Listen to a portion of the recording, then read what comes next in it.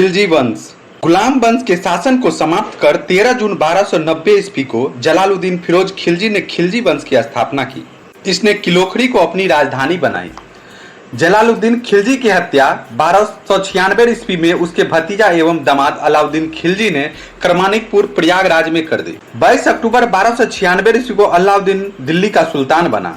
अलाउद्दीन के बचपन का नाम अली तथा गुरसप्पा था। अलाउद्दीन खिलजी ने सेना को नगद वेतन देने की अस्थायी सेना की नींव रखी। दिल्ली के शासकों में अलाउद्दीन खिलजी के पास सबसे विशाल अस्थायी सेना थी। घोड़ा दागने एवं सैनिकों को हुलिया लिखने की प्रथा की शुरुआत अलाउद्दीन खिलजी ने की। अलाउद्दीन खिलजी ने भूराजस्व की दर को बढ़ाकर उपज का 1/2 हिस्सा कर दिया।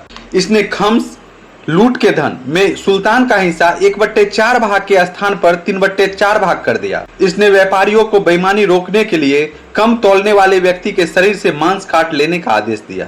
इसने अपने शासनकाल में मूल नियंत्रण प्रणाली को दृढ़ता से लागू किया। दक्षिण भारत की विजय के लिए अलाउद्दीन ने मलिक काफूर को भेजा। जमैयत खाना मस्जिद, अलाई दरवाजा, सीरी का किला व हजार खंभा महल का निर्माण अलाउद्दीन खिलजी ने करवाया। अलाई दरवाजा को इस्लामी वास्तुकला का रत्न कहा जाता है। दैवी अधिकार के सिद्धांत को अलाउद्दीन खिलजी ने चलाया था। सिकंदर सानी की उपाधि से स्वयं को अलाउद्दीन खिलजी ने विभूषित किया। अलाउद्दीन ने मलिक याकूब को दीवान रियासत नियुक्त किया था। अलाउद्दीन द्वारा नियुक्त परवाना नवीस नामक अधिकारी वस्तुओं को परमिट जारी करता था। सहना मंडी, यहाँ खाद्यान्नों बिक्री हेतु लाया जाता था। सराय अदल, यहाँ वस्त्र, शक्कर, जड़ी बूटी, मेवा, दीपक का तेल एवं अन्य निर्मित वस्तुएं बिकने के लिए आती थी। अलाउद्दीन खिलजी की आर्थिक नीति की व्यापक जानकारी जियाउद्दीन बर्नी की कृति तारीख फिरोजशाही में मिलती है। खजाइनुल फतूह अमीर खुसरो की, रिहला इब्न बतूता की, फुतुस सलातीन इसामी की कृति है। मूल नियंत्रण को सफल बनाने में मुहत्सिब, सेंसर एवं नाजिर, नापतौल अधिकारी की महत्वपूर्ण भूमिका थी। राजस्व सुधारों के अंतर्गत अलाउद्दीन ने सर्वप्रथम मलिक इनाम एवं वक्फ के अंतर्गत दी गई भूमि को वापस लेकर उसे खालसा भूमि में बदल दिया। अलाउद्दीन खिलजी के द्वारा लगाए जाने वाले 2 नवीन कर थे, चराई कर और गढ़ी कर। चराई कर दुधारू पशुओं पर लगाया जाता था, जबकि गढ़ी कर घरों एवं झोपड़ी पर लगाया जाता था। अलाउद्दीन खिलजी के शासनकाल में 1297 ईस्वी से 1306 ईस्वी तक मंगोलों के 6 आक्रमण हुए।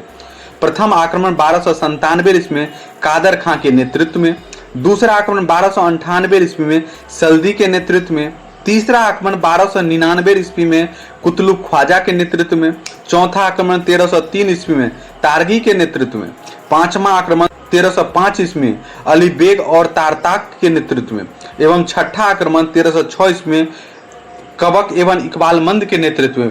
यानी कि 1297 ईस्वी में अलाउद्दीन खिलजी द्वारा प्रथम आक्रमण कादर खां के नेतृत्व में एवं अंतिम आक्रमण 1306 ईस्वी में तारताक के नेतृत्व में हुआ था। मलिक मोहम्मद जायबिसी की रचना पद्मावत के अनुसार अलाउद्दीन ने चित्तौड़ अभियान का कारण वहां के शासक राणा रतन सिंह की पत्नी पद्मिनी की सुंदरता थी।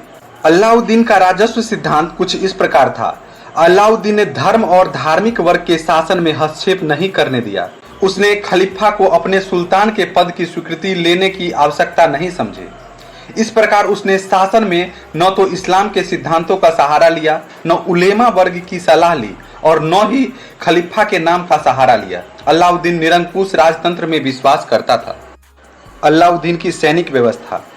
अलाउद्दीन ने केंद्र में एक बड़ी और अस्थायी सेना रखी जिसे वह नगद वेतन देता था। ऐसा करने वाला वह दिल्ली का पहला सुल्तान था। केंद्र में अनुभवी सेना नायक थे जिन्हें कोतवाल कहा जाता था। सेना की इकाइयों का विभाजन 1000, 100 और 10 पर आधारित था, जो खानों, मलिकों, अमीरों और सिपहलदारों के अंतर्गत थे। 10,000 की सैनिक टुकड़ियों को तुमन कहा जाता था। बाजार व्यवस्था। अलाउद्दीन ने बाजार व्यवस्था के मुख्य कारण सैनिक के वेतन में कमी करना न होकर वस्तुओं के मूल्यों को बढ़ने से रोकना था। अलाउद्दीन ने प्रत्येक वस्तु के लिए अलग अलग बाजार सुनिश्चित किए। अलाउद्दीन द्वारा किए गए कुछ महत्वपूर्ण तथ्य इस प्रकार है। अलाउद्दीन ने कुतुब मीनार के निकट अलाई दरवाजा, सीरी नामक शहर, हौजे अलाई, हजार खंभा महल का निर्माण करवाया। उसने डाक व्यवस्था लागू की। उनका अंतिम अधिनियम परवाना नवीस की नियुक्ति थी।